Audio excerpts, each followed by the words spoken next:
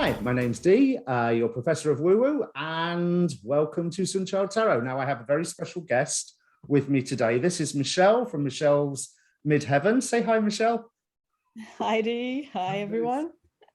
So, we've had all this fuss about Lionsgate, which I'm not that impressed with as an idea, but one of the things that came up about it is that it's allegedly to do with the heliacal rising of Sirius.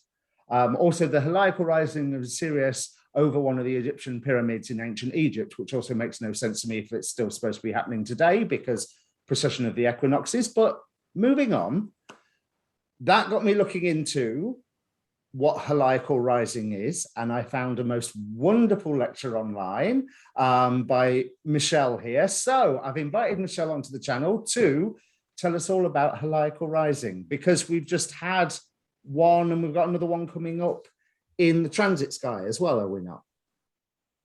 Yes, we have. And I did my talk actually on heliacal rising of planets. And there's this distinction between the heliacal rising of fixed stars like Sirius that were used by the Egyptians to for their calendar, actually. But I talked in the webinar that I did for Nightlight Astrology, I talked about the heliacal rising of planets in the birth chart and how they are going to tell us something important about all of the significations of the planet that is coming out of the sun's beams, because that's what heliacal rising is. It is in the planetary cycle. The planet moves closer to the sun at one point, so it becomes invisible. And it is said then that the sun actually is stealing the light from the planet, and that will have a specific signification, of course. It will sort of weaken the planet.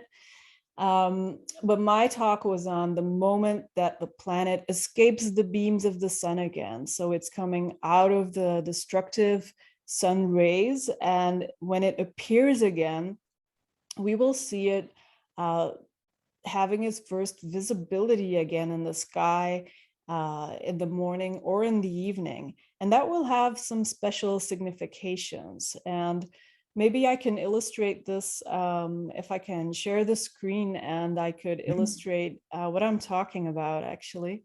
Go ahead, because you say coming out from under the beams, that's what, 15 degrees from the sun? Yes, yeah, I would take 15 degrees. Now, when it is actually appearing again, that can be different.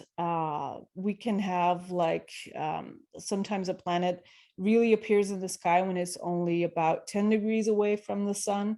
But the ancient astrologers sort of made a symbolic distance of 15 degrees so that it becomes a symbol in the charts. We would say that a planet rises from the beams of the sun if it's within 15 degrees. That's like a crucial point. And if this happens in your chart, like 7 days before you were born until 7 days after you were born, then that planet is going to have a special signification.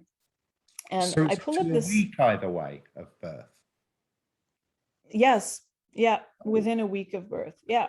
I've got to do my research. Yeah, you should check your ephemeris to find out. I pull up this chart. It's from this month, about a week ago, right? When you see here that Mercury's distance from the sun is 15 degrees here, and Mercury is moving through Virgo right now. And here we see the moment that Mercury actually is making the heliacal rising phase.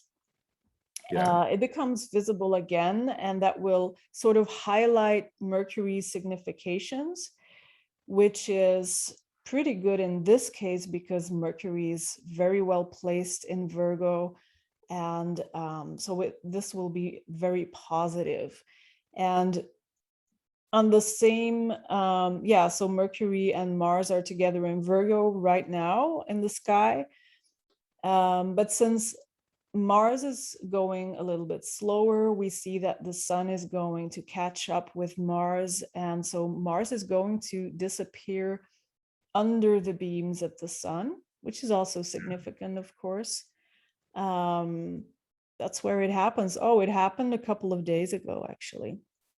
It happened 2 days ago that Mars disappeared under the beams of the sun. So that's essentially what I talk about in this webinar that I did in April. So with that, on that chart that you just showed us, am I right in thinking, actually, could you share it again for one moment? Yeah, sure. Because sure. I want to make sure that I've understood this correctly. Mm-hmm.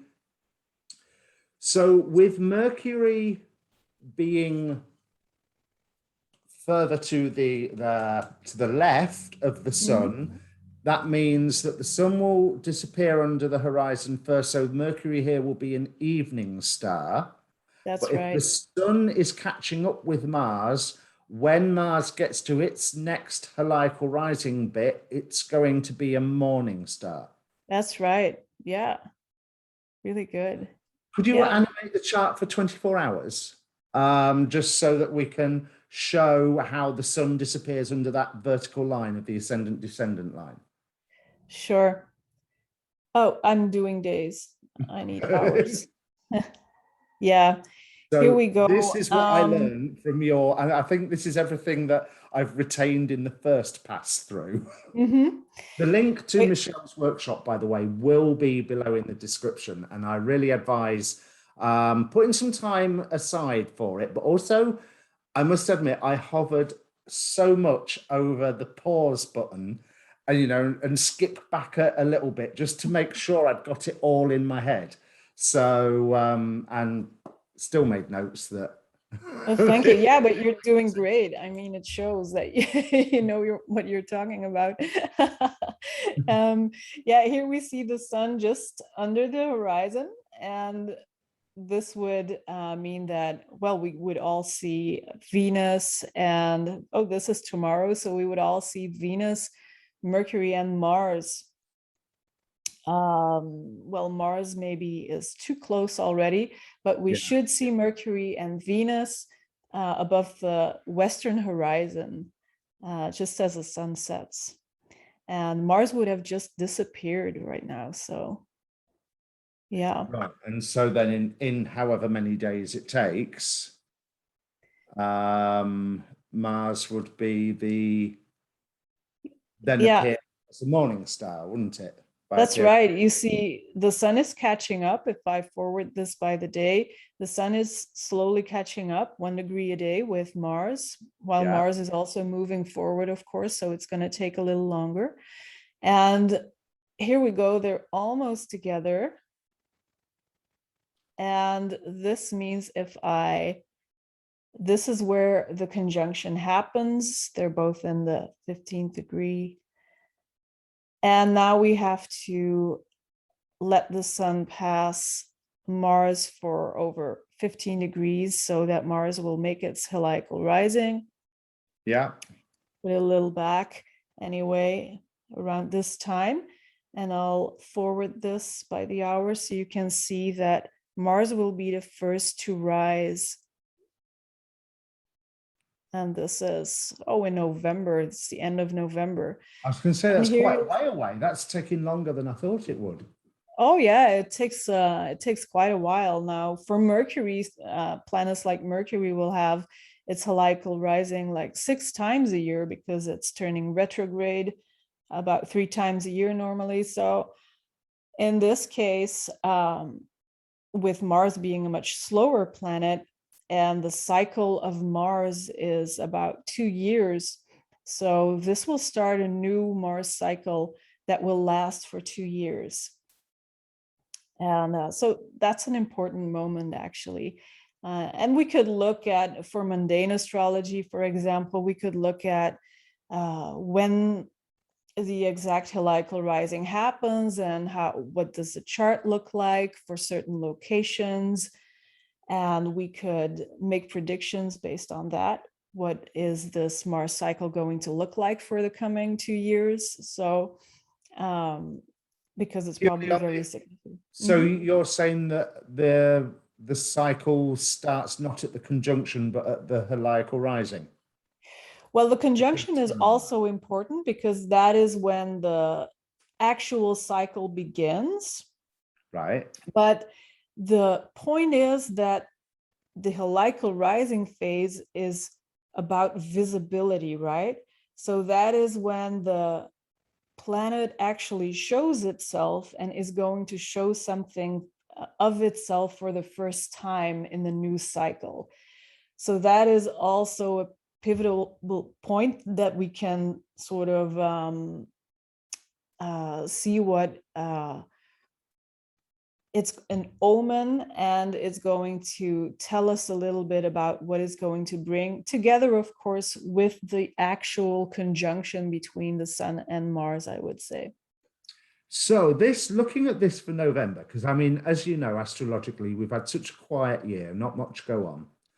And this Mars looks, so it's coming into its heliacal rising in its own sign of Scorpio. Yes. So this is Mars with extra whammy. Or I think I'm about to say the word dignity this time, aren't I?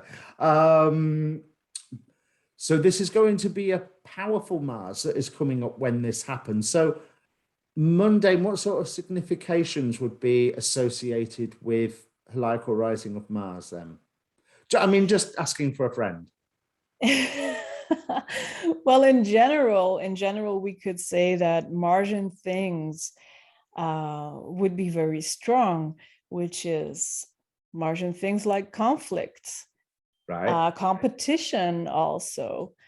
And we would have to look, and this is very important because it's very hard to say anything general, but it's very important to look at the location where you are and compare this chart, compare the conjunction chart and the heliacal rising chart with the place that you live. That is to say the so that you have an ascendant and a descendant and houses. Yes, that's right. Otherwise, it's really hard to say anything. It depends on whether this Mars is going to be on your location. Is it going to be in an angular house? Well, then it's going to be much more important, then it's going to speak loudly. If it's in a declining house, it will be less important. So, right. And it's interesting to look at different places in the world to guesstimate where things will happen, where things will play out that have to do with Martian things like conflict, war, army, and competition in general. So if you want to do something competitive, November looks like a good time to start. And sure. Or November looks like a good time to have finished building the back garden bunker. Yeah, depending on how you see that, yes. Yeah, right. For sure. Okay. What got you into this, Michelle? Into astrology in general, but also the heliacal rising, because I know the heliacal rising is something that you enjoy. I mean, there's no way you wouldn't have done like what is a 2-hour talk about it if you didn't enjoy it. Yeah, for sure. Yeah, it's because of the importance of the visibility.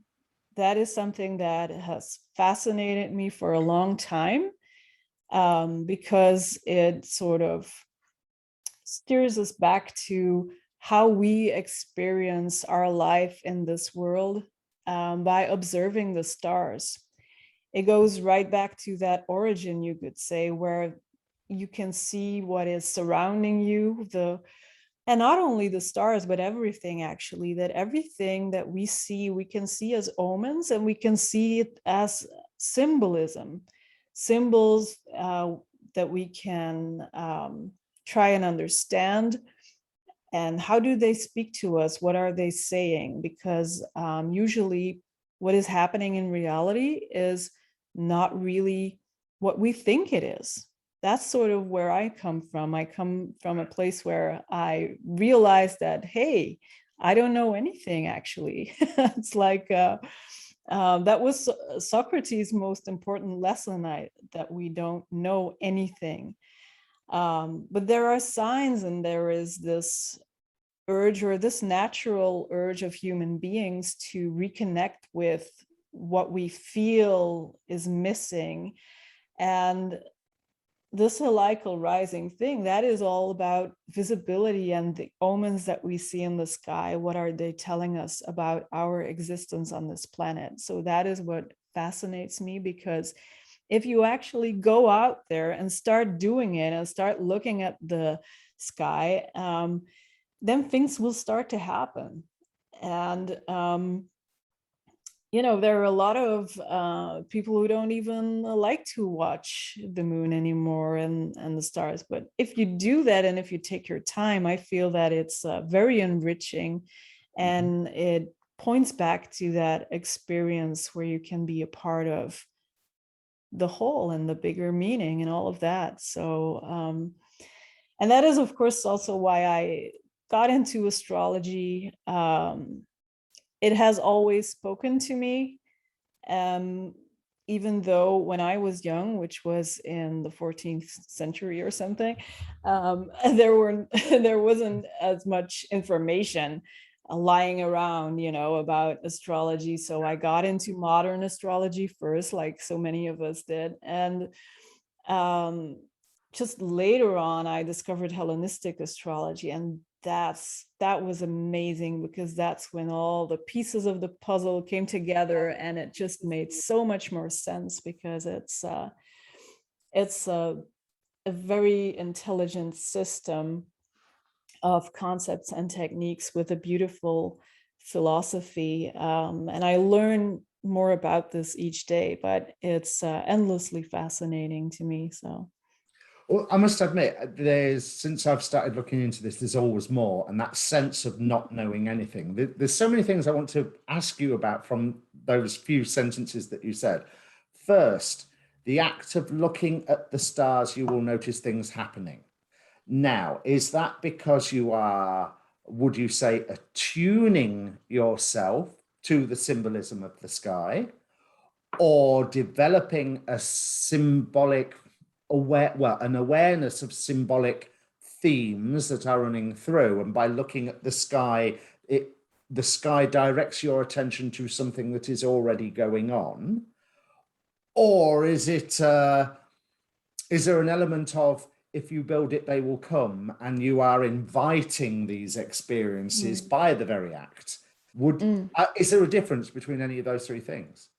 Yeah, it's all of those things, I guess, but I lean towards what you said last. You're inviting some kind of, what is it, knowledge, energy? I don't know. You're inviting to have this connection with something that is bigger than yourself. That is what I feel that does to me. But also, if you have some knowledge about all the mythology, and also about these old Hellenistic source texts, they're sort of like keywords, whatever is left of them, they're sort of like keywords, and in and of itself, these keywords are so meaningless. And where do they come from, and how did they, did they find out that Saturn is this or that and Mars is this or that? That is something that is to be discovered by looking at the stars. Actually, that is something that I discovered, that if you observe these patterns in the sky, then you also start to grasp where these stories, where the mythology comes from, but also the interpretation of these symbols. It all starts to make more sense when you just observe. And that was like, hey, I can do that. I can just observe. It doesn't take too much effort, but it does something special. And that is what Hellenistic astrology is about. if you learn, you have to learn a lot of techniques, right? It's not that easy. There are a lot of techniques, and I love that, delving into technique, actually. But on the other hand, there is this divination. So it's twofold. And that is a wonderful combination that is endlessly fascinating. So there is something about the technique and the language that is changing something in us, in our experience. And we do know that language changes your mind, like a little bit. If you study a lot of languages, it sort of brings in a whole new world. If you study a new language, it does more than just translating some words. It's more than vocabulary and some grammar. It's like, a whole new world, a new way of thinking about things. And that is what Hellenistic astrology does. It takes this, if you learn the language and the technique, it will do more for you. It will open up a world. That was, like, to me, is very fascinating. And where was I going with this? I forgot. Well, I want to pick up on something that you said, because my background is astronomy. That's what I went to uni to study.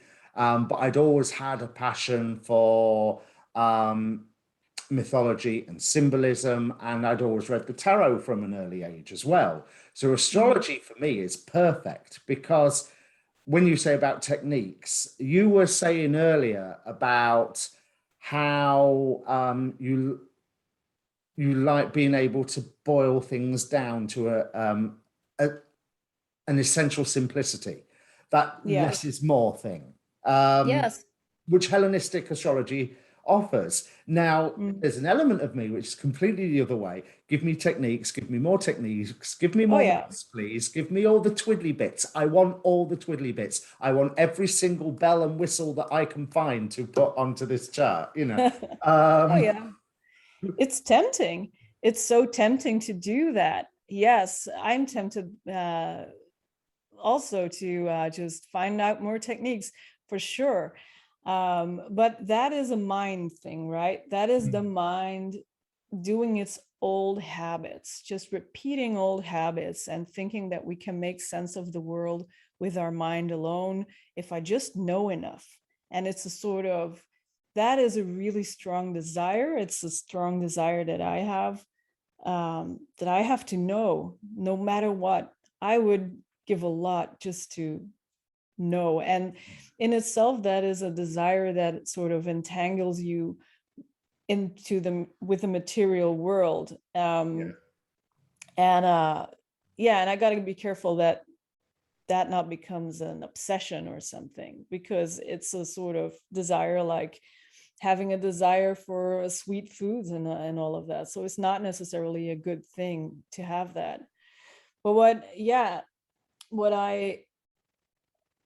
what has to change something in your mind actually is the fact that astrology works. Yeah. And I am still amazed by that, like every day. The fact that this works, and I see this because I studied the techniques. If you take your time to study it all, then apply it, you will notice that it works. And you know what? That's not supposed to be happening, actually. With all the things we know and all the things that our mind thinks it knows, that is not supposed to happen. I am not supposed to look at a chart where the stars were, where the planets were in somebody's life when somebody was born, and then give an accurate description of what this person is like, this person whom I've never met before. I am not supposed to do that, but I am. So I have to change my worldview. And that is something that really excites me. I have to radically change my worldview now, because everything that I thought that I knew, or everything that I have been taught, is obviously missing something pretty crucial if I can do that. And it's as simple as that. That's the core. It's like whatever works. I have to pay attention to that. If it works, then I'm in trouble, because with the things that I know now, I could not foresee that this was possible. So, That mhm. that brings me back to what you was also saying about the lists of keywords and how they were connected, or trying to see how they were connected, because you mentioned when we was chatting earlier about the philosophies within Hellenistic astrology, and what was it, the astrologers before Plato? Was it before Plato you said, or Yeah. how their philosophies and ways of measuring the world were vastly different to what we are used to today? Mhm. Yeah, I'm thinking about the Pythagoreans, who had a completely different time. Yeah, they had a completely different way of practicing philosophy.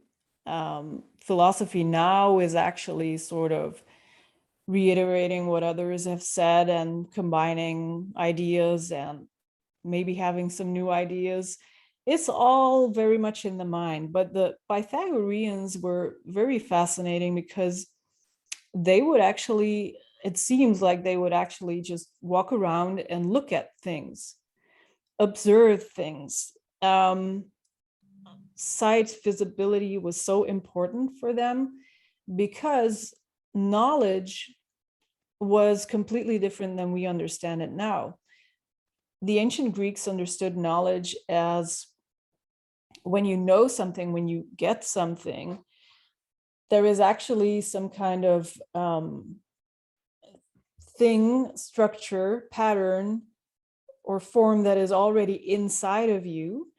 And if you get to know something, it's like there is a correspondence between that which is outside of you with something that is within you. And it's the same thing.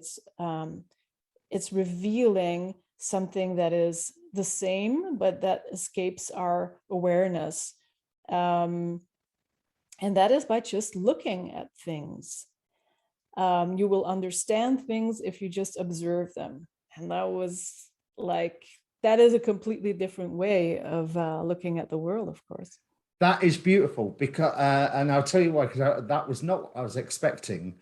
Because I've often mentioned, a long time viewers of this channel will know, I frequently like to refer to Gnosticism, and how in the idea of breaking free of this world and rising up to heaven, and you meet the angels and the emanations that come from God.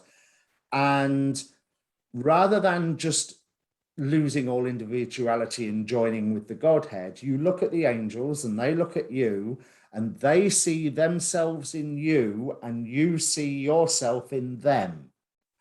And what you've just described there is a repetition of that exact process, but down here. Mm-hmm. That's actually quite beautiful.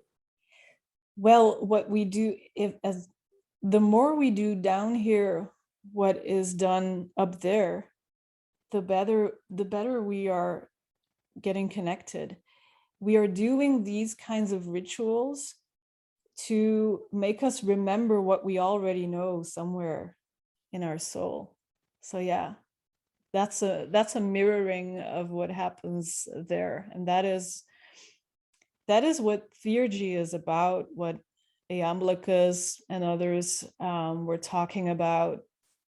Doing the rituals is not for you to make something happen. It's more of an act to make us remember where we come from and to imitate what the gods would do, so that we get connected with them again.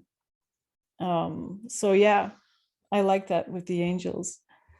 Now, I'm going to look at this one word that I've got written down here, because you was talking about what got you interested in the heliacal rising was that whole concept of visibility. And that immediately makes me think along the lines of, oh my God, a comet is coming. And those, that special moment when the comet suddenly, because we've got another one heading towards us around Christmas time, haven't we, that I think is going to become visible. that idea of the comet appearing in the sky as a sign or a portent and then disappearing off on its orbit and becoming less visible. If someone has a heliacal planet in their birth chart, I mean, you can pick a specific planet if you want, but is there a general, the heliacal planet will signify this process, this quality, this action? I'll let you fill in the rest of that bit. Yeah, so in general, we could say that whatever planet is heliacally rising, it's going to be intensified. It's an intensification of all of the significations of that planet. And it's sort of going to be highlighted in the chart no matter where it is, because we have other techniques to consider the planets. Are they going to be speaking loudly or not? But if the planet is heliacally rising, well, it's going to be more important. It's going to be, this planetary energy is going to be absorbed by the whole life of this person in the natal chart. So we would, with a chart reading, everything should be a little bit colored by that planet that is heliacally rising, because it's going to sprinkle some of itself all over the chart, you could say. So that is a general signification. Now, if this is Venus, for example, that is heliacally rising, everything that has to do with Venus, like truth and beauty and all kinds of aesthetics and friendship and love, romance, all of these things are going to be amplified in the chart, you could say. And you know, with Saturn, it's going to be different. Saturn is what is called the greater malefic in Hellenistic astrology. That sounds exciting, doesn't it? So Saturn has lots of, you know, more challenging significations, you could say. There is a quality of coldness and isolation also, and it signifies a distance, a cold distance that it creates, and a form of deprivation that you can see wherever Saturn is in the chart, that it will be saying no to something about that topic. So, and it will be, your life will be more permeated with Saturn, which means that there might be a couple of endings in your life that you have to deal with. So all in all, a planet being amplified like that is something that I would certainly pay attention to when delineating a natal chart. So your talk was last year, wasn't it, that you did the heliacal rising? Or was it earlier? No, it was this year in April. Was it? It was, yeah, yeah, it was on Easter Day, actually. Yeah. So is that still your current passion and point of focus within astrology, or have you found a new thing that's, you know, have you got a new shiny thing, or is it still the heliacal rising? There are plenty of shiny things, but obviously the heliacal rising is just one phase in the planetary cycle that every planet has in relation to the sun. And there are other such phases that will be important. And of course, I'm interested in the other phases as well, and I will be exploring that. However, there is so much happening in the world right now that I also have an interest in mundane astrology, and I will develop that a little bit more and in the coming months, and maybe do a workshop about this as well. But I have a lot of studying to do, because it's I have to dig deep. There's not much information to be found, actually. I was surprised, because mundane astrology is such an ancient branch of astrology, but there is relatively little information about mundane astrology. Like, And that made me a little bit curious, and I want to investigate that further. So I'm working on that, and maybe do a workshop about it as well. Definitely keep in touch with me about that one, because that was my path into astrology this time. I Oh, dipped my toes in about 20 years ago, but 2019, 2020, the Great Conjunction, the Jupiter-Pluto conjunction as well, that thing that cannot be named on YouTube, and all the other events that have been going on over this year. It was the mundane aspect of astrology that really fascinated me. And as I found the same as you, there's not a lot out there. So I found myself being pushed to look at birth charts to try and make sense of, things that are supposedly coming up in the sky on the mundane level. The only resource texts that I have for that really are people's birth charts. And to right. try and, it's almost like I'm back engineering. Do you get that sensation of back engineering the whole? It's true. Yes. I was a little bit relieved when I read somewhere, I don't remember where, I read that the techniques are actually the same. So that's a big relief. So you can sort of dive into it, but it's the knowledge of the bigger cycles that are happening that is missing. And I have a lot of question marks still that I need to find out.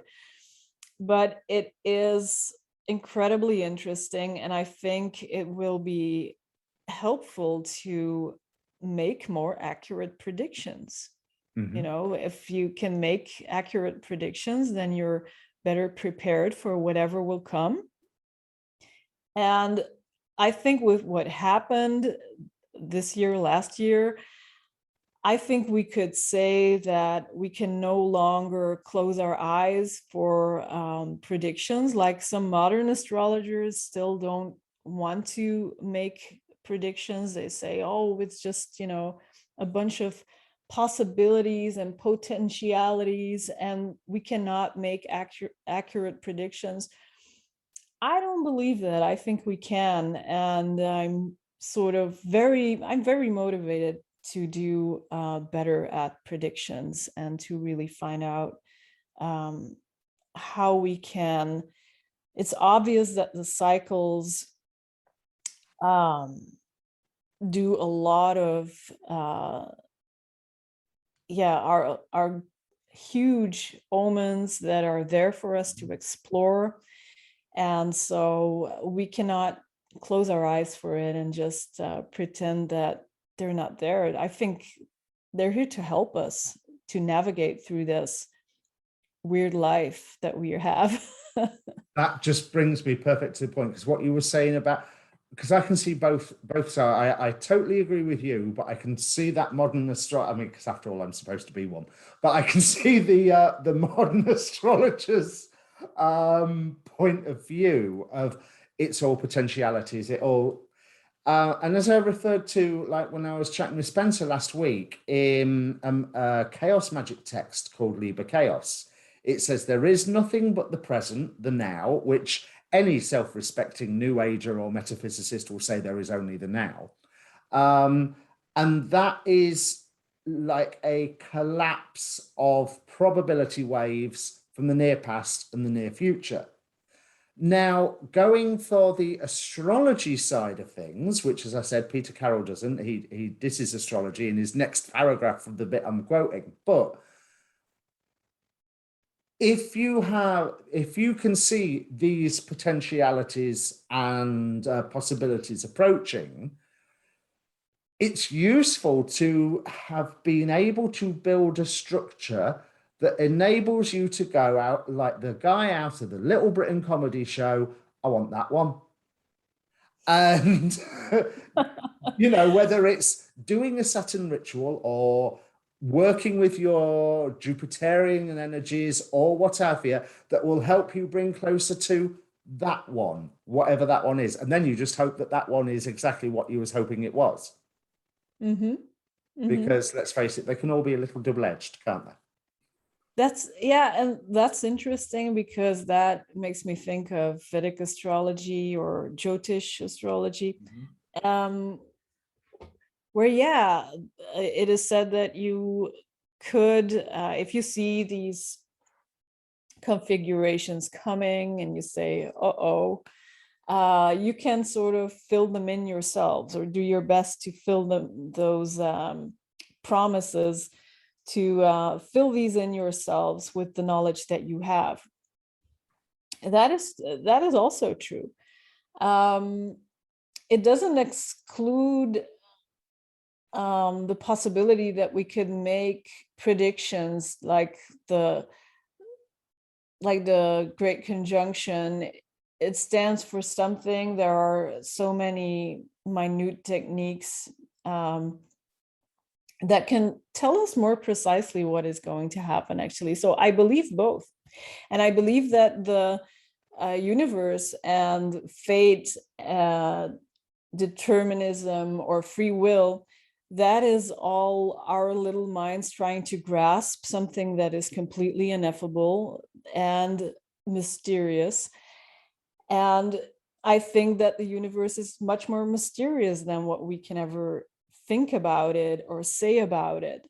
So I sort of, in this discussion, I sort of leave open all these possibilities and come back to with, well, I don't know what's going on and I don't know why this is happening. But if I look at these charts and I do this and that with these and these techniques, there is something that I can say that is accurate. So that is like, hey, again, wait a minute, why am I able to do this? And I want to sort of, that's my path where I want to go. I want to find out what is going on there. But that doesn't mean that I'm not open to possibilities and I don't deny that we have free will. But on the other hand, there is also something about things being fated, for sure. Yeah. And then and karma just having consequences to your actions. And there are some things that seem to be inevitable. And they will come at you maybe in a different jacket, but they will still come at you. But they definitely come. Yes. If you don't actively deal with it, you know. And then I think that magic cannot save you by filling in these energies in your own way. It's good that you can experiment with it and play with it by all means. But somehow yeah, I mean, we do take this world too seriously also. I think this world should be more playful, and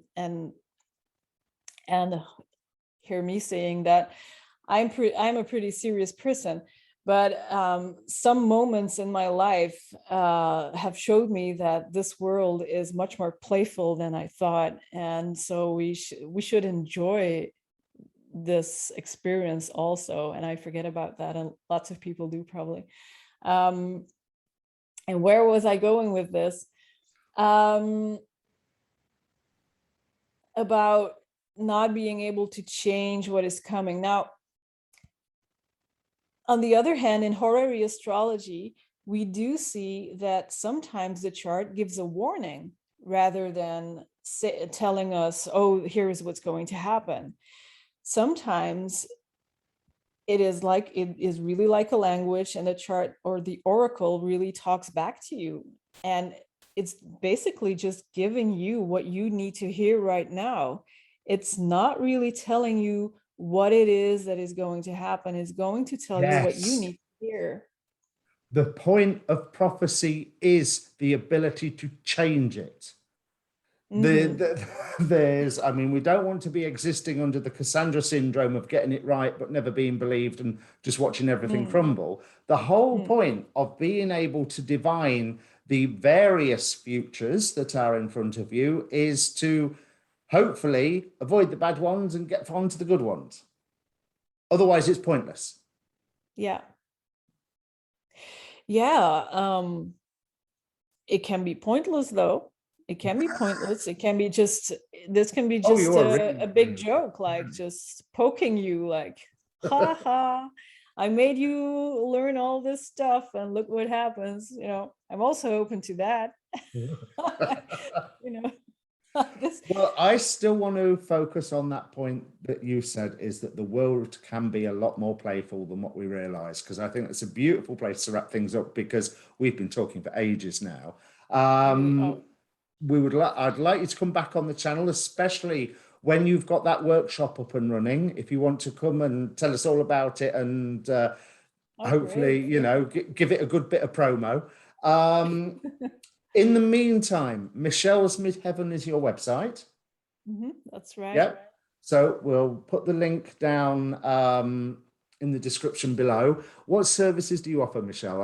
I mean, I assume you're doing natal readings, but Oh yeah, I do natal readings, which I love. I love meeting new people, talk about their charts. So yeah, natal readings are I do also do longer predictions about the transits and other predictive techniques for returning clients. And I also answer horary questions, which is a nice kind of risky type of astrology that I really like. And so those are the services that I offer. I do offer some tutoring for especially for students of astrology who have some knowledge about the Hellenistic techniques and who want to practice chart reading. I have this mystery chart practice that I offer.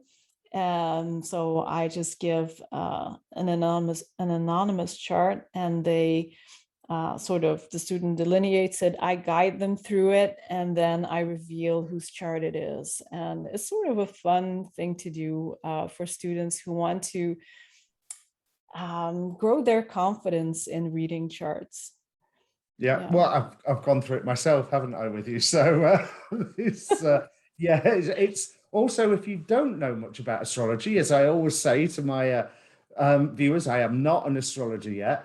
Yeah, it's also terrifying. But once you've got that foundation there, then yes, it is a hell of a lot of fun. Thank you so much for coming on the channel, Michelle. And Thank like you I for say, having me. come back Thank soon. All of Michelle's contact details will be down in the description. Let me try to say that again, in the description down below. And yeah, I cannot recommend this lady more. Okay, see you all later, Thank you. folks. Bye.